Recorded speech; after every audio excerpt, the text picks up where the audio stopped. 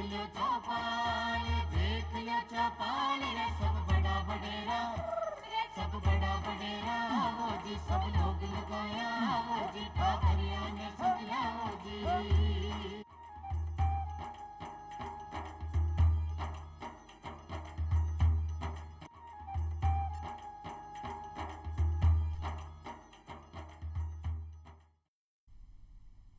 चौपाल का सगला दर्शका ने राम राम सा भाई ग्रामीण भाई बहनों में चौपाल का माध्यमों नई नई जानकारी आप सभी के लिए ले रहा हूँ जो सीधी सीधी आप सभी की जिंदगी जुड़ेड़ी है। आज ये चौपाल में अगर आप शिक्षा की बात करा तो आप सगला जाना कि शिक्षा आपने जीवन के लिए कितनी महत्वपूर्ण है। एक शिक्षित व्यक्ति शिक्षित समाज एक देश की उन्नति कर सके क्योंकि बिना अपने अधिकारों के बारे में अच्छे तरीकों ज्ञान हुए हैं। आज चौपाल में आप डिस्टेंस एजुकेशन के बारे में बातचीत कर कि डिस्टेंस एजुकेशन जो है बाकाई है कि तरीकों के अंदर आप के अंदर घर बैठा ही पढ़ाई कर सका। जो भी विद्यार्थी आपकी पढ़ाई ने बीच में छोड़ चुका है वे की तरीकों आपनी पढ़ाई ने आगे ले जा सके। डिस्टेंस एजुकेशन एक तरीकों एक प्रावधान है एक स्कीम है जिसके द्वारा विद्यार्थी आपने आगे की पढ़ाई ने पूरा कर सके है कि तरीकों कर सके। इस विषय पे आप बातचीत कर और बातचीत करवा खातर आपने सागे पधारा है प्रोफेसर रतन लाल गोदारा जी। प्रोफेसर साहब आपको मक्के चौपाल कार्यक्रम में बहुत बहुत स्वागत है। आप वर्धमान महावीर खुला विश्वविद्यालय कोटा में कार्यरत है। प्रोफेसर साहब आप आज डिस्टेंस एजुकेशन की बात कर रहे हैं तो सब पहले मक्के दर्शकों ने आप बताओ कि डिस्टेंस एजुकेशन की आवश्यकता क्यों पड़ी क्योंकि आपने अठे बहुत सारा विद्यालय है बहुत सारा स्कूल है बहुत सारा इंस्टीट्यूट है तो डिस्टेंस एजुकेशन की यानी कि क्यों आवश्यकता पड़ी। पुनः एक बार चौपाल के भाई बहनों को नमस्कार और प्रिय विद्यार्थियों, एजुकेशन और शिक्षा के लिए शिक्षा आपके द्वार पर पहुंचे, आपके अधिकार क्षेत्र में रहे, शिक्षा आप अफोर्डेबल उस रूप में आए कि हम गरीब से गरीब बच्चे तक आवश्यक शिक्षाएं दे सकें। इसके लिए एक विचार आया 1982 में और भारत में पहली जो ओपन यूनिवर्सिटी बनी उसका नाम Baba Saheb Ambedkar university open university Hyderabad रखा गया।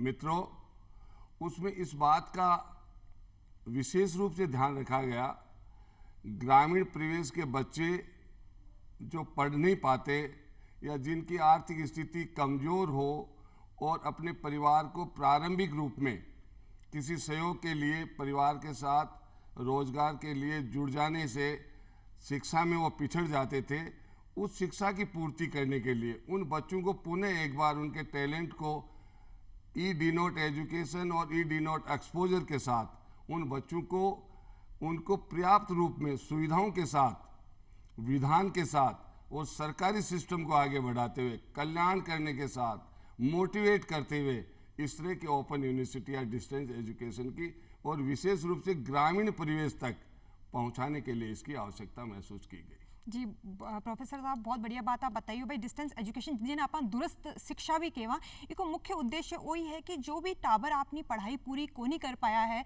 वे बाद में जार आपने एजुकेशन ने जो है आगे बढ़ा सका है। इसके साथ में एक और चीज़ आपने पूछाऊँ अगर आप बात करें अपने ग्रामीण महिलाओं की बात करें तो काम काज में और टाबरा में भी इतनी व्यस्त हो जाए कि आपने जो पढ़ाई है बिना बीच में ही छोड़ देवे। तो डिस्टेंस एजुकेशन के मायने इनका कौन सा कोर्स है जो अपनी ग्रामीण महिलाओं आपने परिवार संभालने के साथ साथ एक कोर्स कर सके है। देखिए, दूरस्थ शिक्षा में और कन्वेंशनल शिक्षा में कंटेंट वाइज कोई फर्क नहीं है। हमारे यहाँ पर भी आर्ट्स कॉमर्स साइंस टेक्निकल सब तरह के कोर्सेज हैं। करीब 73 प्रोग्राम है। वो प्रोग्राम आपको अन्य यूनिवर्सिटी में भी मिलेंगे। लेकिन महिलाओं के लिए आपने बहुत अच्छा क्वेश्चन पूछा। महिलाओं के लिए या अपने जो गांव की महिलाओं के लिए विशेष रूप से, क्योंकि उनको गांव में खेत में भी काम करना पड़े, घरा भी आए भट्टे भी काम करना पड़े और उनके पास समय लालन पालन बच्चा पोषण जिस तरह की उनकी जो दिनचर्या है उसमें पढ़ाई तो कोई वो सोच ही नहीं सकते।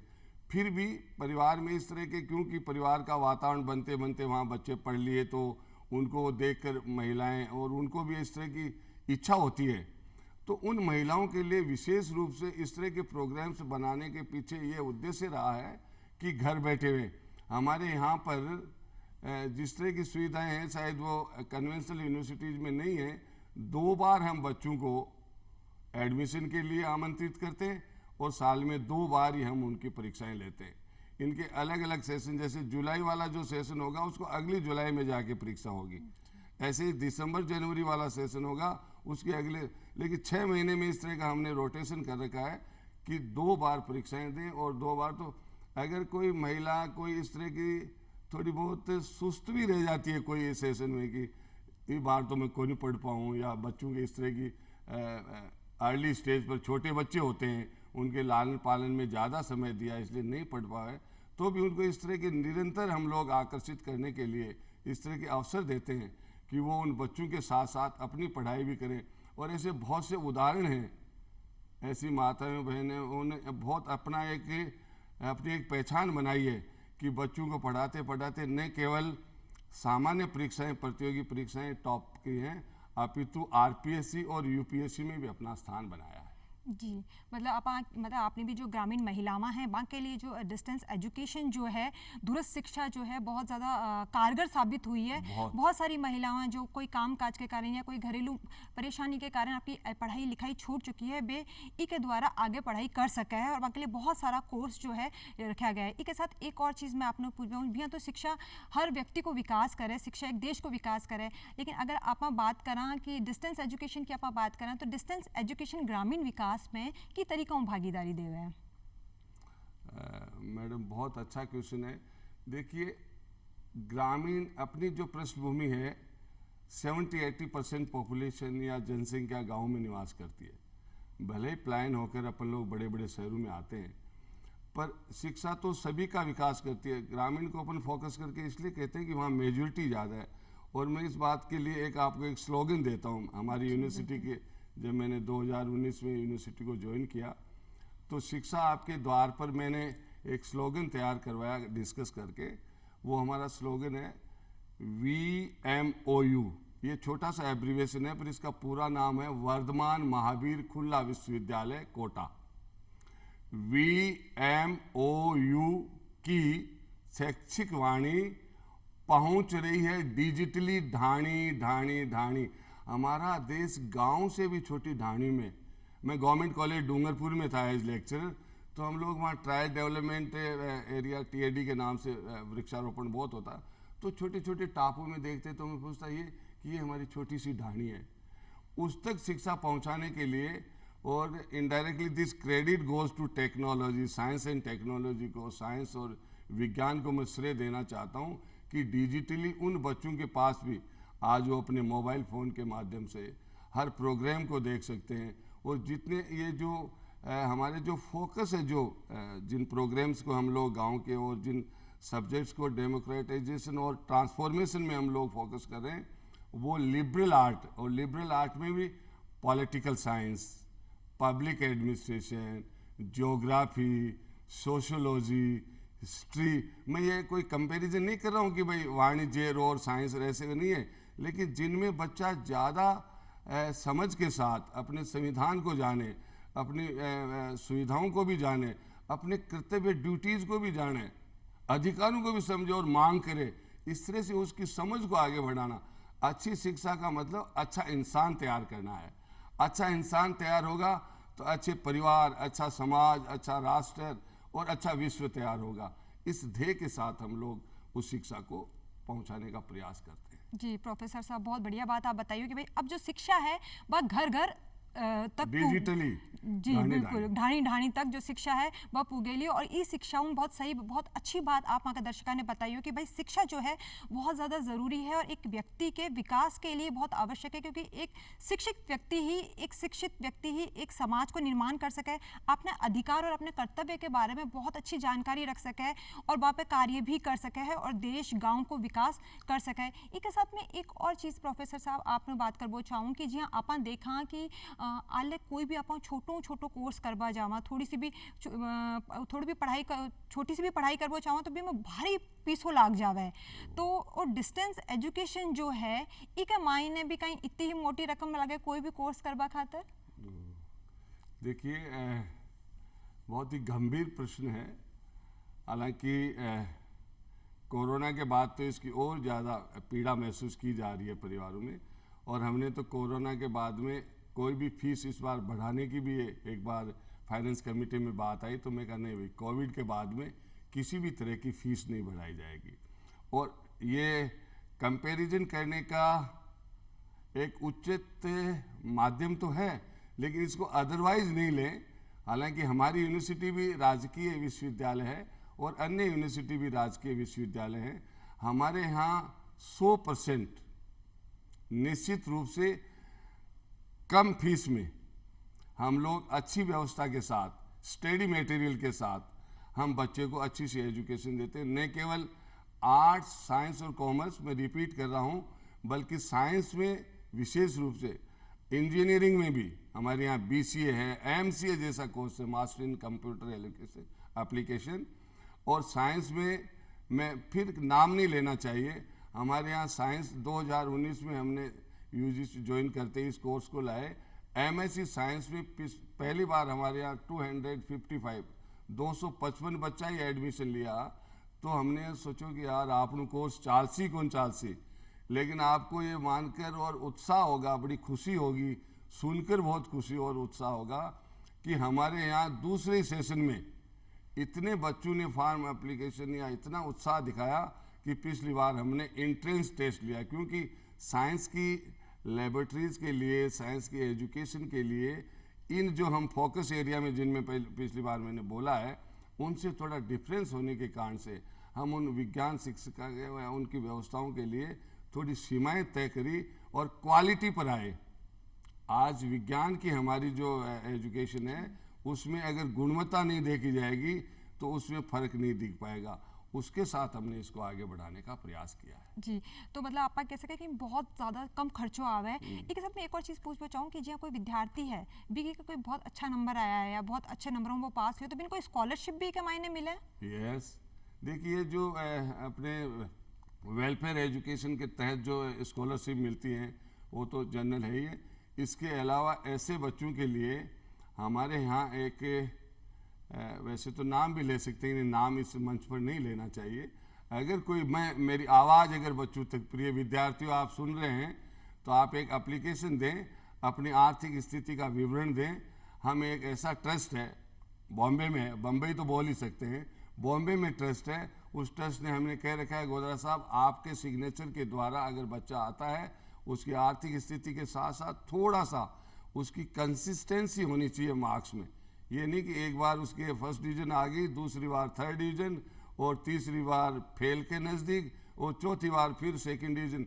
ऐसी जिगजैग नहीं होगा। अगर थोड़ी सी भी उसकी अच्छी कंसिस्टेंसी और बढ़ता हुआ अगर उसका ग्राफ है, उन बच्चों के लिए हमने स्कॉलरशिप या एक सहायता कोर्स के रूप में व्यवस्था कर रखी है। जी, प्रोफेसर साहब एक सवाल और पूछना चाहूँ मैं कि जहाँ मान लो कि एक महिला है, वह एग्ज़ाम दे रही है, बैटरी डिस्टेंस एजुकेशन के मायने एग्ज़ाम दे रही है, लेकिन बीच में आधा एग्ज़ाम होने के बाद में कोई परेशानी आ जावे, तो भी के लिए भी कोई सुविधा है? अब तक तो इस तरह की सुविधाएं नहीं थी जी, लेकिन थोड़ा समय आगे बढ़कर आपको बोल रहा हूँ। नई एजुकेशन पॉलिसी में जो आपके जो क्रेडिट सिस्टम है, एग्जिट और एंट्री की जो सुविधाएं हैं, उसमें अगर आपने जितनी कमाई आपने करी है उसको क्रेडिट बैंक में उसको जमा के रूप में रखा जाएगा। और जब आपका वो मान लीजिए 1 साल का गैप है, 2 साल बाद में आप उसको वापस दें, तो वो आपको उसी सीक्वेंस में आपकी डिग्री या आपकी मेहनत सफ़र नहीं करेगी, बल्कि आपको नियमित रूप से डिग्री दी जाएगी। जो कुछ आपने मेहनत करी है, अब तक उसकी एक कंसिस्टेंसी नहीं रहती थी, तो 3 साल में वो लैप्स हो जाता था, वापस आपको फर्स्ट ईयर में एडमिशन लेना पड़ता था। लेकिन अब 2020 जो एजुकेशन पॉलिसी आई है, उसमें इस तरह का क्रेडिट बैंक सिस्टम आ गया है, इसलिए बच्चों को निश्चित रूप से लाभ मिलेगा, उन महिलाओं को निश्चित रूप से लाभ मिलेगा, क्योंकि महिलाओं के साथ थोड़ा सा संवेदनशीलता, सेंसिटिविटी ज़्यादा होती है। तो वो बहुत से या प्रारंभिक स्तर के ऊपर स्कूल एजुकेशन में गांव के बच्चों के साथ, मैं भी गांव को मैं अच्छी तरह जानूँ कि गांव के बच्चा ने खेत में काम करना जरूरी है, और नहीं तो वह शाम का है ना, खाजरू बकरिया तो लिया, गाय भैंसा तू ही लैसी अड़ा में और कौन लैसी। तो गाय भैंस लाते लाते वो बच्चा है ना थोड़ा डाइवर्ट होता है और ड्रॉप आउट हो जाता है।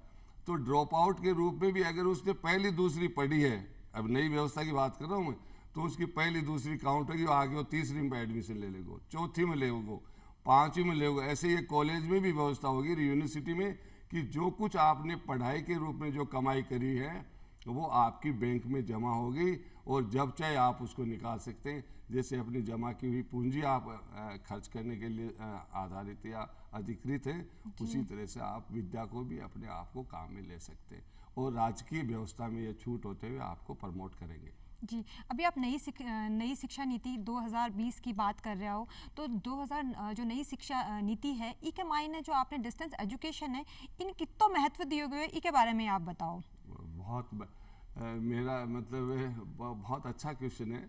इसमें जो सबसे अच्छी बात जो बहुत, वैसे तो कंपैरेटिवली बहुत बातें आप लोगों ने सुनी है, पर जो 2 डिग्री का जो सिस्टम आया है, देखिए बच्चे के साथ की मेरी डिग्री राजस्थान यूनिवर्सिटी से हो रही है, वो रेगुलर मोड में है, लेकिन उसकी इच्छा है कि यार मैं यहाँ तो इस डिग्री में ये सब्जेक्ट लिए और मेरे को इसमें ये सब्जेक्ट लेने के लिए मेरी बंदिश होगी या मेरे परसेंटेज ऐसी नहीं थी कि मैं और ऐसे ऑनर्स ले पाता। मैं ऐसे एज ए टीचर भी मेरे को अनुभव है इस बात को कि वो उससे मजबूर। लेकिन हमारे यहाँ ड्वेल डिग्री सिस्टम को प्रमोट करते हुए मैं इससे, हालांकि इससे पहले वाली शिक्षा नीति भी अच्छी थी 1986 की, 86 वाली भी, और इसमें जो नए द्वार खुले हैं शिक्षा के लिए, 2 डिग्री का जो कंसेप्ट आ रहा है उसमें निश्चित रूप से आने वाले समय में जो दूरस्थ शिक्षा है वहाँ हमें इस बात की, जैसे एमएससी में हमारा एंट्रेंस टेस्ट होने की स्थिति आ गई है, ऐसे हम क्वालिटी की ओर सोचकर इतने बच्चे उत्साहित हैं कि यार एक अपने जो चॉइस का सब्जेक्ट होते हुए, कई बार क्या है कि आपको चॉइस नहीं मिलती है और इंटरडिसिप्लिनरी जो क्रेडिट बेस के ऊपर जो बढ़ावा दिया जा रहा है इस शिक्षा नीति की, वो सबसे बड़ी सुंदरता है। और उसको देखते हुए हमारे यहाँ पर भी हमारे जो व्यवस्थाओं के रूप में हमें एचआर के रूप में चुनौती आ रही है, हमारे यहाँ शिक्षक कम हैं या और तरह की जो सपोर्टिव जो टीचिंग नॉन टीचिंग की टीम है, उसको भी हम लोगों ने अभी सरकार को लिखा था कि इनको जल्दी से जल्दी इसका रिक्रूटमेंट किया जाए, क्योंकि अगले सेशन से ये लागू हो गई है। तो इस तरह की जो ड्वेल शिक्षा की जो डिग्री देने के साथ साथ जो एक नए द्वार खोले हैं, वो इसकी सबसे बड़ी सुंदरता है। जी, बाकी चीज़ें तो करीब करीब वही है जो है पहले से चली आ रही। जी बिल्कुल। प्रोफेसर साहब, एक और चीज़ मैं पूछना आपको कि जी हाँ, आप एक रेगुलर पढ़ाई जो करा बिकी जो मान्यता है, कहीं बाही मान्यता जो है दूरस्थ शिक्षा की भी है या भी कम आंकी जावे? क्योंकि आप बहुत बार देखा कि बहुत लोग यहाँ कहे कि भाई आप ना जो डिस्टेंस एजुकेशन है भी में इतो फायदो को नहीं जितो आप एक स्कूल कॉलेज में जा पढ़ाई करो, लोगों की इनकी सोच है, तो इसके बारे में आप बताओ कि कहीं। देखिए, मैं तो जहाँ की खावे बाजरी उनकी बजावे हाजिरी, मैं तो दूरस्थ शिक्षा का मुखिया होने के नाते, वर्धमान महावीर खुला विश्वविद्यालय का कुलपति होने के नाते भी कहेंगे कि हम किसी से कम नहीं। लेकिन ऐसी भ्रामक स्थिति क्यों बनती है? क्यों हमारा जो ओरा है या हमारी जो बात है, भाई जंगल में मोर नाचो कौन देखो, और आज मैं यहाँ बोल रहा हूँ तो सब देख रहे हैं कि अरे वाह यार। आज इस तरह की जो है अन्य यूनिवर्सिटीज़ हैं, उनका बार बार इस तरह से अपना एक नज़रिया भी है बच्चों के साथ थोड़ा, और उनको ये कहने के भी कि अच्छा वो ओपन यूनिवर्सिटी। लेकिन मैं यहाँ कहना चाहूँ कि हम बेहतरीन तरीके में उनसे बहुत आगे हैं। क्यों? हम बच्चे को इतनी सुविधाजनक कंफर्टेबिलिटी, बल्कि अब तो कहने लग गए हैं बच्चे कि ओपन यूनिवर्सिटी में पढ़ लेंगे बेटा, नहीं ओपन यूनिवर्सिटी में निकलेंगे पापा या भाई साहब मेरा तो ओपन यूनिवर्सिटी। क्यों? उनको अपने टाइमिंग के हिसाब से अपना अच्छा रुचि का काम करते हुए, अपनी अच्छी दिनचर्या सेट करते हुए, अदरवाइज तो आप तो उनकी जो क्लास सिस्टम है उससे बंदिश है। आपको 10 बजे अगर कॉमर्स कॉलेज या राजस्थान कॉलेज, मेरी यूनिवर्सिटी की बात कर रहा हूँ जहाँ मैं भी पढ़ा हूँ, टाइम टेबल से जाना पड़ेगा।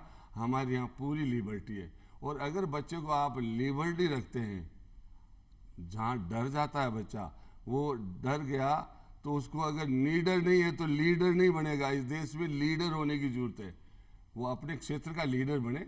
स्पोर्ट्स में जाए तो भी 1 नंबर, पढ़ाई में भी 1 नंबर, और कोई बहादुर वीरता वो किसी भी काम में जाए, अगर उसकी लिबर्टी के साथ उसका एक्सपोजर होगा तो टैलेंट बाहर आएगा। टैलेंट बाहर आएगा तो अपने ग्रुप का वो लीडर बनेगा। इसलिए हमारी यूनिवर्सिटी बहुत बेहतरीन। और ये कहना कि भाई इसकी मान्यता और इसका कम, राजकीय व्यवस्था में कॉन्स्टिट्यूशन व्यवस्था है ये कि आप भेद नहीं कर सकते। एक्स और वाई में परमात्मा आपको किसी भी तरह से निर्माण किया होगा, लेकिन संविधान में आपके अधिकार, आपके कर्तव्य, आपकी व्यवस्थाएं, राजकीय व्यवस्थाएं, हमारी भी उतनी मान्यता है। मेरे प्रिय विद्यार्थी भी सुन रहे होंगे, अभिभावक भी सुन रहे होंगे कि हमारी यूनिवर्सिटी की भी उतनी मान्यता है। मैं यहाँ प्रचार के लिए नहीं, अनुभव के नाम भी बता दूं जो आईएएस बने, आईपीएस, ये इसलिए नाम ले रहे हैं कि ये जो बड़ी परीक्षाएं हैं हमारे यहाँ अच्छे से अच्छे ह्यूमन बीइंग बने हैं। हम तो ये कहते हैं अच्छे से अच्छे मानव समझ इस तरह के इंसान तैयार हुए हैं जो अपना घर बेहतरीन तरीके से चलाते हैं और अच्छी तरह से वो अपने परिवार को पालन पोषण, अच्छी नौकरियों में है। तो इसलिए हमारी मान्यताएं मैडम कहीं कम नहीं है, बल्कि हमारी मान्यताओं के साथ हम अच्छे हैं, हम तो ये कहेंगे ही, और हम रियली में ही बहुत अच्छे हैं। इसलिए वर्धमान महावीर खुल्ला विश्वविद्यालय में प्रिय विद्यार्थियों आपका पुनः अभिनंदन है। बहुत बढ़िया बात आप बताइए कि जो नियमित पाठ्यक्रम है, जो डिस्टेंस एजुकेशन है, बी में कोई भी मान्यता में कोई भी भेदभाव को नहीं, दोनों बिल्कुल बराबर है। और इसके साथ आप बहुत बढ़िया चीज़ें आप माने बताइयो। एक और चीज़ मैं आपने पूछना चाहूँ कि जो तकनीकी शिक्षा की अगर आप बात करा तो जो डिस्टेंस एजुकेशन है इके मैंने तकनीकी शिक्षा की तरीकों दी जावे, की तरीकों प्रैक्टिकल एग्जाम जो है वो विद्यार्थी की तरीकों देवे। यस, ये बहुत ही रेलेवेंट क्वेश्चन आपने उठाया है, पूछा है। देखिए, हमारे यहाँ क्लासरूम टीचिंग नहीं होती जी। और हमारे यहाँ पर हम लोग कई बार तो परीक्षा कराने में भी हम इन्हीं इंफ्रास्ट्रक्चर की, जो पूरे राजस्थान के 33 जिलों में गवर्नमेंट कॉलेज हैं या अच्छे प्राइवेट कॉलेज हैं, जो उन पर निर्भर हैं। इसके साथ साथ हम लोग स्टडी सेंटर भी बनाते हैं। हम स्टडी सेंटर बनाने के लिए, अध्ययन केंद्र खोलने के लिए, जहाँ प्रैक्टिकल, जैसे हमारे साइंस में या कंप्यूटर साइंस जिसको अपन BCA MCA कहते हैं, उनमें प्रैक्टिकल की ज़्यादा, ज्योग्राफी में पढ़ती है, ज्योग्राफी में आर्ट्स भी है, साइंस भी है। तो इनमें हमें उन कॉलेजेस के सेंटर्स को प्रायोरिटी रूप में हम लोग सिलेक्ट करते हैं। करीब 108 अध्ययन केंद्र भी, जिसमें 80% या 90% गवर्नमेंट कॉलेजेज में है। हम उसके नियर अबाउट जो बच्चे हैं उनको उस कोर्स की जानकारी देते हैं कि आप ये आपकी शेड्यूल है। और मैं आपको बड़ी खुशी के साथ बताना चाहूँगा कि पहले 80 डेज के प्रैक्टिकल्स, पहले 20 डेज के थे, आजकल 80 डेज के प्रैक्टिकल हो गए, तो भी बच्चों का उत्साह कम नहीं हुआ। पहले 20 दिन का, क्योंकि ये सोचा गया कि बच्चा थोड़ा सा इसको सिंसियर रखें, थोड़ा सीरियस भी रहे, तो थोड़ा और, क्योंकि प्रैक्टिकल जो ग्राउंड है आपका, वो एक्सपीरियंस के रूप में बच्चे को लिखने में या एक्सपोजर में बहुत सहायता करता है। तो उन अध्ययन केंद्रों के साथ हम लोग उनको सुविधाएं देते हैं। जी, एक और चीज़ मैं आपने पूछना चाहूँ कि आप बात करें स्वास्थ्य की बात करें, तो स्वास्थ्य और शिक्षा में कहीं संबंध है, इसके बारे में आप दर्शकों ने बताओ। देखिए, इसमें बहुत गहरा संबंध और चोली दामन की तरह से है ना। अगर आपके शिक्षित हैं, समझ है, और समझ के साथ जो ही आपका परिवार का जिम्मेदारी है, परिवार के लिए आपके भरण पोषण, पालन पोषण, ये सब चीज़ें जो आती हैं, तो आप सफाई के साथ साथ सबसे पहले परिवार में छोटा परिवार की ओर जाते हैं। ये जो बड़ा परिवार का कंसेप्ट है, इसका भी एजुकेशन के साथ बड़े बड़े सर्वे आ गए हैं। उस परिवार का जब आपका छोटा सा, कोई ज़रूरी नहीं कि आपके 20 कमरे 50 कमरे हों, 2 कमरों की भी आपकी झोंपड़ी होगी, या गांव में तो अब कच्चा पक्का मकाना में आप से पड़ेना है, साफ़ सुथरा भी, सुबह भी झाड़ू लागे, शाम का भी कहें भाई झाड़ू का टाइम हो गया, आपने भाई झाड़ू होगी, फिर पोछो होगी और सब है। तो इसका भी बहुत स्वास्थ्य से सीधा संबंध है। जी, प्रोफेसर साहब बहुत बढ़िया बात आप बताइए कि भाई है ना, शिक्षा बहुत ज़्यादा ज़रूरी है, क्योंकि अगर एक व्यक्ति शिक्षित है तो बिना हर चीज़ को जो ज्ञान है वो है। और अभी सरकार के द्वारा अभियान भी चलाए जा रहे हैं, स्वस्थ भारत अभियान भी चलाए जा रहे हैं, तो इसके लिए अपने शिक्षित रहिए और स्वस्थ रहिए। प्रोफेसर साहब आप चौपाल कार्यक्रम में पधारा और इतनी बढ़िया जानकारी आप वहाँ के दर्शकों ने दी, भी के लिए आपको बहुत बहुत धन्यवाद। भाई ग्रामीण भाई बहनों, आज की चौपाल में बस तो ही फिर मिलना एक नई चौपाल में एक नए विषय के साथ। तब तक के लिए राम राम सा।